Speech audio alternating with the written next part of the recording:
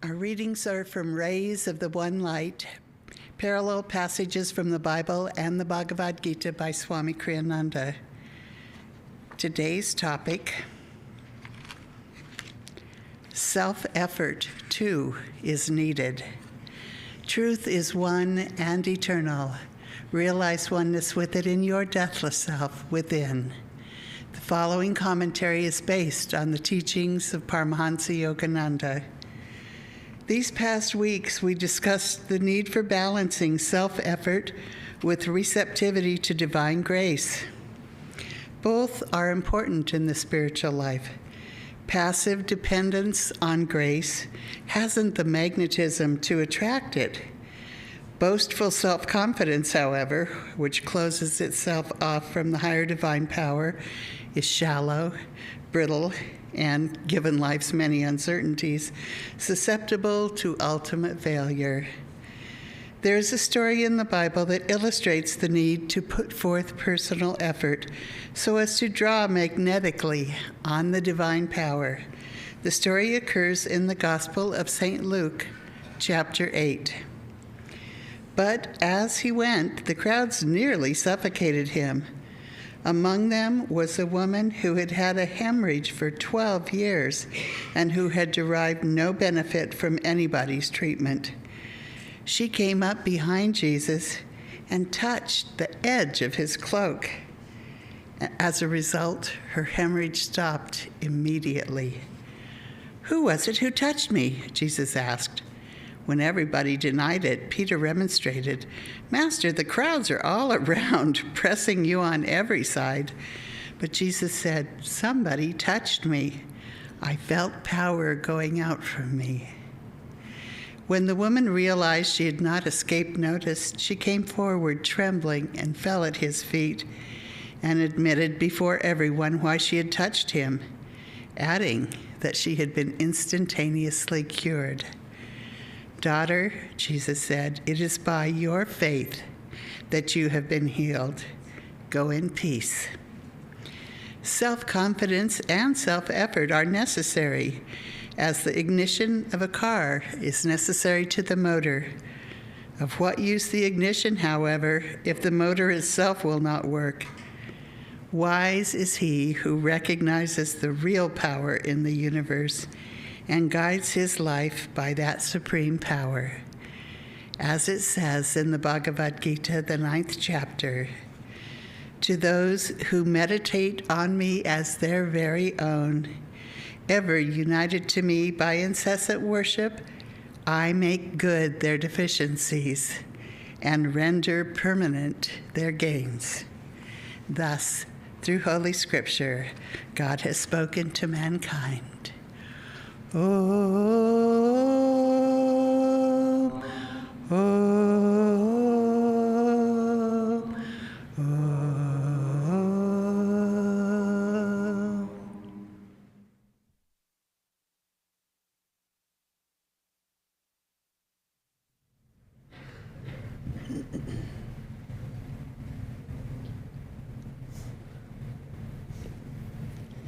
Thank you, Bharati. Thank you all for joining us this glorious summer weekend.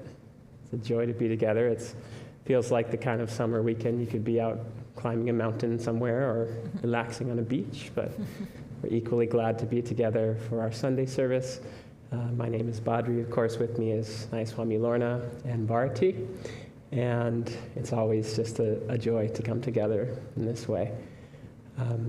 Today's topic, of course, self-effort is needed too, is a simple one in many respects that, of course, our spiritual effort is needed in the equation of the spiritual path, and reflecting just a little on the fact that really our whole life, from the moment we're born to our very last moment in this world, that some kind of self-effort is required at all times, that we're never free. Maybe sleep would be the only possible exception, which Yogananda sometimes called counterfeit samadhi, that we can't escape from the need to act, as it describes in the Bhagavad Gita.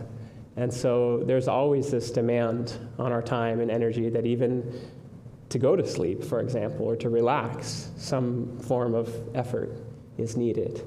And so it really becomes a question then, spiritually speaking, of what kind of effort, what is the right kind of effort. And living a spiritual life, it's easy to say, again, in one sense, that whichever effort brings us closer to God is the right kind of effort. But this can take on many shades and hues, and sometimes there is that seeming effortlessness on the spiritual path where contentment is described as the greatest of all virtues, whereas Swami Kriyananda once said that through perfect relaxation, cessation of effort, that all progress in yoga is made.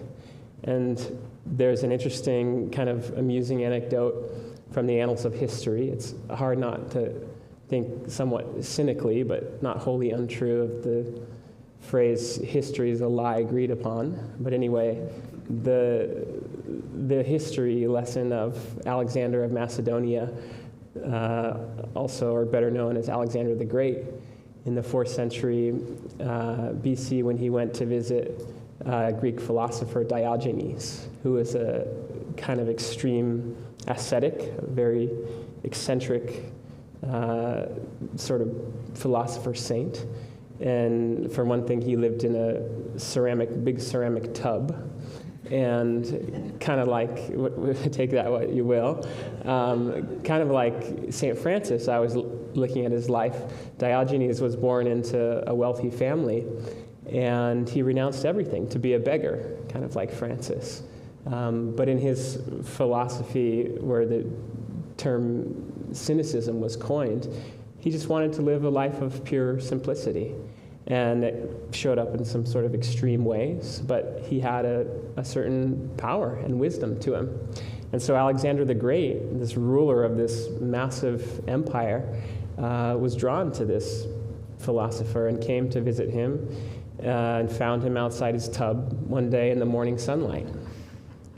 And he said, again, taken by this great philosopher saint, he said, "Is there anything that I, the great Alexander, can do for you, Diogenes?"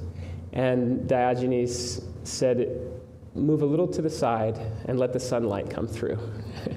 So this was his request of the great ruler of the world, Alexander. And the other little well-known account of that exchange was, again, in admiration of Diogenes, Alexander said, "If I were not Alexander the Great, then I should wish to be Diogenes." And Diogenes replied, "If I were not Diogenes, I should also wish to be Diogenes."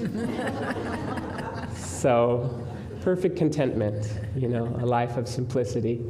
And isn't it beautiful that saintliness, as Sri Yukteswar said, is not dumbness, that divine perceptions are not incapacitating, that through knowing God, through refining the self, through wisdom, that we become like God in that divine intelligence. And there's another aspect to self-effort, which is described or captured beautifully in another little story, a parable attributed to, I believe, Rabindranath Tagore, contemporary of Yogananda's, a poet and saint in his own right in the Bengal region of northern India. And Tagore gives this little story of a beggar who, having very little to his name, lives in a little hovel by the roadside and spends his days begging for alms. And his greatest treasure among his few scraps and possessions is a little cache of rice for his daily sustenance. And one day, there's a great noise outside his hovel, and he's astonished to see a large retinue approaching, a royal cavalcade of horses and chariots, and even more astonished to see the king himself approaching and stopping at his very little hut there. And in his astonishment, he sees the king approaching him and asking, "I, the great king of this realm, have come to ask what it is that you can offer to me." Okay, kind of a flipping of the coin of Alexander's request. And taken by this strange request from the king of the realm himself, the beggar reaches nervously into his little store of rice and offers just a simple little grain of rice as his form of offering, of tribute to the king. Poor beggar that he is. The king accepts this and he's on his way. But the beggar is troubled by this and goes to sleep that night reflecting on this strange interaction. And again, his astonishment continues when the next day he awakes to find a little grain of his rice has turned to gold. And the metaphor, of course, being that whatever it is we offer to the Lord is blessed, as it said in this reading of the Affirmation, 1,000-fold. And the beggar wishes, oh, if only I had given everything, if only I had offered everything to the Lord. And so it is that each of us has parts of ourself that we know perhaps better than to guard or to hoard, but that it's hard to offer to God everything that we are. We offer some, but we hold back a little bit. Even in the knowing that whatever we offer to God is blessed 1,000-fold. But what is required, as it says in the beautiful reading from the Bible, is faith. That this woman who touched Jesus, she wasn't the most special disciple. We know very little about her. She wasn't probably the greatest, meditator or yogi necessarily, but it was through her faith that she was healed. And Swami Kriyananda says something very interesting about faith, that in a very practical sense, on the path of yoga, he says that we shouldn't exercise faith beyond about one step further than our own experience. And this is something good to reflect and meditate on, that faith is not some spiritual belief that's far outside of ourselves, but it's a knowing based on experience of meditation, of spiritual living, that we have cultivated this relationship with the divine in our lives. And our experience tells us that there's something powerful there, and that we are blessed in our self-offering, and that we do need to always be pushing that edge, one step more or less beyond our experience.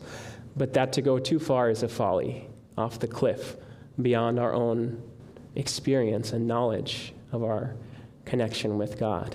And so to always be exercising that faith in a practical but spiritual way of how I can test the limits of my spiritual life, of my relationship with God. Yogananda tells a story of a man who was stricken with a fatal disease, and he wisely chose to spend what he supposed were his last days in deep meditation on God. And so day in and day out, he would meditate and worship God for hours at a time, and his prayer, his deep prayer in his heart was, Lord, come into this broken temple, this broken, diseased temple of my body. Lord, come into this temple. He has prayed for God's presence for hours and hours. And finally, he had an experience of God. He had a divine awakening. And miraculously, he was healed. And he prayed, Lord, in this experience, I didn't pray to be healed, for you to fix this. I just prayed for you to come. And the Lord replied to him in his heart, where my light is, no darkness can exist. And so the miracle of God coming through with light in our lives is that we don't have to seek solutions to fix every problem in our life or what to speak of in the world around us. We know it's folly, but that is Yogananda would often quote the words of Christ, to seek ye first the kingdom of God, and all these things shall be added unto you. That there's practical wisdom, again, based on our experience in this spiritual promise to seek God first. And there are two main aspects to our self-effort. We know from the teachings of yoga and just from our own human nature that by exercising our will, our willingness, and our openness to God's energy and presence in our lives, and that through our feeling nature, our devotion, that we can exercise these masculine and feminine principles that are expressed equally in a manner through all, but that need to be strengthened and developed in harmony. And there's a beautiful story from the Ramayana I was reflecting on of a little squirrel who exercises his will. In the Ramayana, there's a little passage that this squirrel is helping to build a bridge to Lanka. So the great army of Lord Rama, incarnation of great Vishnu aspect of God, the universe, is seeking to defeat Ravana, the evil demon king, and building this enormous bridge that stretches across the Indian Ocean. You can still see it on Google Maps if you're interested. The shoals and islands that form up this land bridge that supposedly in ancient times Rama, his army of great monkeys and bears and warriors helped to construct. And there was all the animals helping, and there was a little squirrel. And he thought, how can I, humble little creature that I am, help to build the Lord's bridge? How can I serve? I'll just get in the way. The great bear tribes and the war elephants and the warriors are carrying boulders and logs and constructing this huge bridge. What can a little squirrel do but get in the way? And he thought, no, I will help. I will serve my Lord. And so he took his little bushy squirrel tail in the sand. He dipped it in some water, and he got some sand, and he sprinkled it on the land bridge, and he collected little pebbles, and he fit them between the great boulders and logs. And in this way, the little squirrel and his little compatriots helped to build this enormous and tremendous bridge. And seeing this, the Lord Rama himself was so pleased. He picked up the little squirrel, and he said, you see all my great warriors and the great army constructing this bridge, but it is your little offering that pleases me most. And it is these little bits of gravel and sand that help to keep the great bridge together. And it's your devotion above all and your persistent will that helps to build this great undertaking. And he blessed him on his back, where the 3 stripes you'll see on the Indian squirrel differentiates the Western squirrel in that part of the world to this day, with the 3 stripes of Lord Rama on his back. But this little squirrel resides in each one of us, thinking, how on earth can I, contribute? How can I attain this great spiritual promise of self-realization? Really, am I good enough? And yet there has to be that drive in every one of us, too, that says, I will contribute. I will play my own humble little part. And what actually made me think of the story of the squirrel was another story that I recently heard that is different. It's from the Mahabharata, but it's also about the bridge. And this bridge to Lanka, as I said, you can still see today. This story happens thousands of years later in the other great Indian epic, the Mahabharata. And this is a story of Arjuna, a spiritual warrior of great willpower who represents our very self-control and willingness, but who also, as I said, as each one of us do, expresses the devotion quality. And interestingly, Yogananda said that he himself was Arjuna in that lifetime thousands of years ago. And at any rate, in this stage of the Mahabharata, Arjuna's on a quest, on a pilgrimage, and he goes to this place, Rameshwar, where the bridge to Lanka begins. And he's on pilgrimage to this place, and he's reflecting out loud, I wonder, seeing this tremendous bridge, why Lord Rama, avatar of Vishnu, renowned warrior such as I am, and a master of archery like myself, didn't construct, as the warriors of old knew how to do through their magical astras and weapons, a bridge of arrows. With his unlimited quiver of divine arrows, he could have easily constructed a bridge across the sea in minutes. And a little small monkey was there on the beach with him. And the monkey said, well, an arrow could not hold a great army. A bridge of arrows could not carry Lord Rama and his entire army. And Arjuna said, surely it could, a divine arrow, a divinely constructed bridge such as this. And the monkey said, I propose a challenge.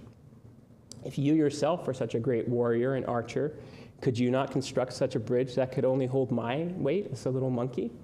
And the Kshatriyas, the warriors of old, they did not take a challenge lightly. So Arjuna quickly took out his great divine bow, the Gandiva, and he strung it with his unlimited quiver of divine arrows, and he shot masterfully a bridge of arrows across the sea to Lanka. And they were fitted together so perfectly and so strong that it seemed as if they could hold an entire army. And the monkey, with a little smile, he took one step onto the bridge, and it collapsed. And he said, "You see?" And Arjuna thought, how could it be that my arrows were shot with such perfection that they could not hold the weight of a little monkey?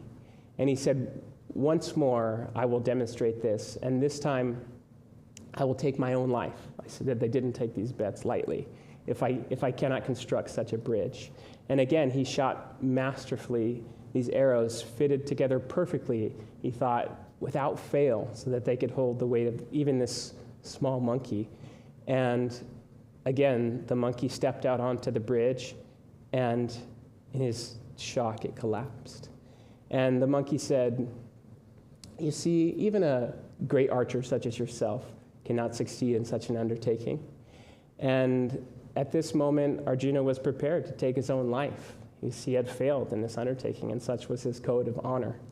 When along came a little old man, an anchorite, and he said, "I've observed your little exchange, you tricky monkey, and you archer, Arjuna." And he said, "And I propose a third and final construction of the bridge." He said, "According to our code, he is given one more chance, because I suspect there's some trickery afoot." And in his desperation, Arjuna tried one final time, this time praying to Lord Krishna, his guru, to the Lord of the universe. And he said, "Krishna, lend your strength to my efforts, to these arrows." And once more he constructed his bridge of arrows across the sea. And this time, as the monkey stepped upon it, the bridge held. And to his amazement, the monkey began to grow in size and grow and grow and grow until he was as tall as a mountain. And Arjuna fell at his feet and realized that this was Lord Hanuman, a great devotee of Lord Rama in that time of the Ramayana, and that this monkey god had challenged him, feeling and sensing his pride. With not a little pride of his own, this giant monkey jumped and stamped on the bridge, and yet it held. And the old man, the third and final mysterious part of the deal, arranged and just offered himself and as a judge, and he said, "The bridge holds and Arjuna shall live." And it is because of his devotion to Lord Krishna this time that it holds. And he revealed himself to be Lord Vishnu himself. He said, "I am Krishna, I am Rama, and it is through your devoted efforts that all things are achieved." And so even the great gods and goddesses, they derive their strength from the Lord. And so, again, through these agencies of our will and our feeling nature, it is the way that our self-effort brings us closer to God. As some of you know, I was recently just on vacation in Mexico, and I asked my son, we were out for a meal together, and we were having some delicious Mexican food. There was a little container of salsa there that was in like a silver dish with a little handle. And on a whim, I picked up the salsa dish, and I said to my son, "This is a magic salsa lamp, and if you rub it 3 times, the genie will give you your 3 wishes." And so obediently, he rubbed it. Oh, and I said, from Disney's Aladdin, I took a little hint, and I said, "You can't bring people from the dead, and you can't wish for more wishes," right? So thank you to Robin Williams. And so he said, okay. He rubbed his lamp, and he said, "First wish, I'm going to fly." Okay, it's done. Good wish, 9-year-old boy. He said, "Second wish, I want to wish for wishes for more other people." And I said, "That's very clever, but that's still a violation, so you lost your second wish." Okay, third and final wish, use it wisely. Now with the gleam in his eye, again, think what you might wish for. If you go to the Kriya ceremony and you wish to Babaji, you're praying to God, you've got anything you can wish for. What does the 9-year-old boy wish for? Flight, wishes for others, he says, I wish to make others happy. I wish for the power to make others happy. And I thought, suffer unto little children, for such is the kingdom of God. Because this is the real secret to self-effort, that in a very practical sense, through our desire to help others, not only through deep spiritual self-effort and will and devotion, but that to be of service to others, to see God in everything, in everyone, to make others happy, that's the secret of our own spiritual success. There's another great saint who is said to wander the earth seeking God, and his only prayer was that, Lord, wherever my shadow falls, let others be blessed, let all be blessed, but may I never know it. And again, this expresses that deep spiritual power that comes from humility and self-offering, of saying, it's not about me, let me transcend myself. Swami Kriyananda has this beautiful quote that I love that says, the more and more I think of God and the less I think of me, the more everything works out in life. And life becomes like a song of joy when you live in this way. And so, again, on a very practical level, just getting ourselves out of the way. And just winding down, I want to mention that some of you know we're celebrating our 30th anniversary or birthday of Ananda Portland in our community nearby. And we're taking this opportunity to really invoke the power and the blessings of our masters, and specifically Babaji. This is an auspicious time to invoke the blessings of Babaji, which, as it says in the autobiography of a yogi, that just to utter the name of Babaji with reverence attracts an instant spiritual blessing.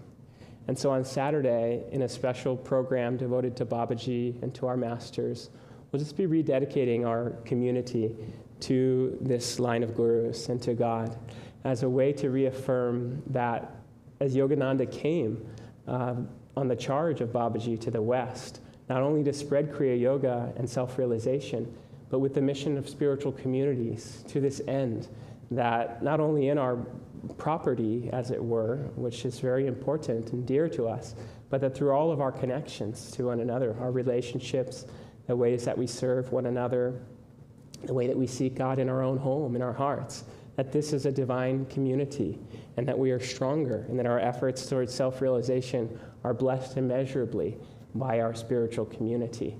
And so as we devote the community to Babaji, again, we're seeking to actually purchase eventually and to own the community, because up until now it's been created or made possible by a wonderful group of investors. But we feel it's time to really take stewardship of the community property in the name of our gurus through Ananda. And so it's a rather daunting task or undertaking in many ways. But we've seen over the years at Ananda, through many examples, such as the Temple of Light at Ananda Village, or the lawsuit that was wrongfully perpetrated. These were millions of dollars that we had to raise or face down. The fire that burned through Ananda in the early years and destroyed the community. That through these challenges and divine opportunities, it's an opportunity to raise our energy, our will, and our devotion to our masters. And that through a ceremony like we'll do on Saturday, the community in the evening, a fire ceremony, our prayers, our chanting, our devotion, that we're touching the hem of the cloak of Christ, of Babaji and our masters. And that through our receptivity, we're blessed. And we will have to put out the self-effort to find solutions, to raise capital and to do these practical things. But that these are only doorways for that divine power and grace to flow. And above all, we know that it is through not only our will and devotion and self-effort and faith, but that thread of divine love of the masters and of God that flows through our lives and through all of our efforts that makes all of this possible. There's just one more little story to share with you from Ramakrishna, who tells the story of Lord Krishna when he's gathered with all the gopis there, his devoted followers, who are clamoring for his attention and for his divine blessing. And Krishna is in some divine ecstasy, aloof from all the noise and devotional clamor. But his dearest devotee, Radha, the goddess, who exemplifies that divine love with God, she desires too the presence of Krishna, of God. And she calls quietly from a distance in a whisper, Krishna. And immediately he turns and comes to her and embraces her with his love. And it's through that deep devotion, not through any real grand outward self-effort, but through that deep love for God, to seek and to know God, to see God and serve God everywhere, that our lives are immeasurably blessed, that God comes to us and answers the call of our heart. I'll just close with a short reading from Whispers from Eternity. This is a very simple and beautiful reading, simply entitled, A Prayer. In disease or in health, in success or in failure, in poverty or in prosperity, in joy or in sorrow, in disaster or in safety, in life or in death, I stand immutably, unalterably, unshakably loyal, devoted and firmly loving thee, my heavenly Father, forever, forever, and forever. God bless all our self-effort, and we'll have another beautiful song.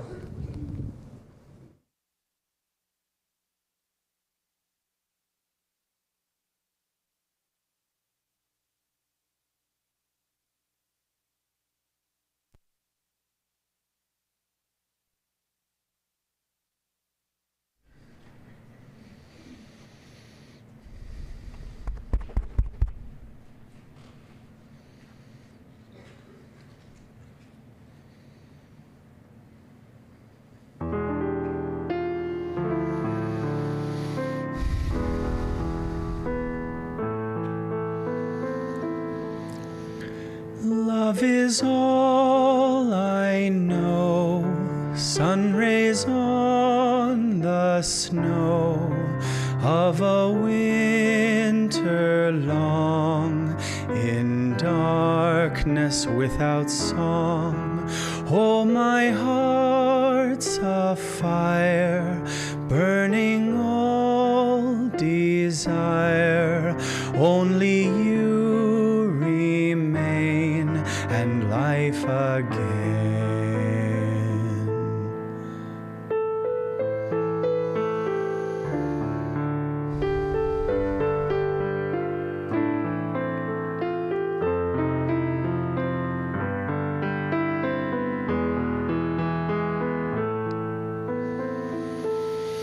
Too long I did stray, flung lifetimes away, imagined you did not care.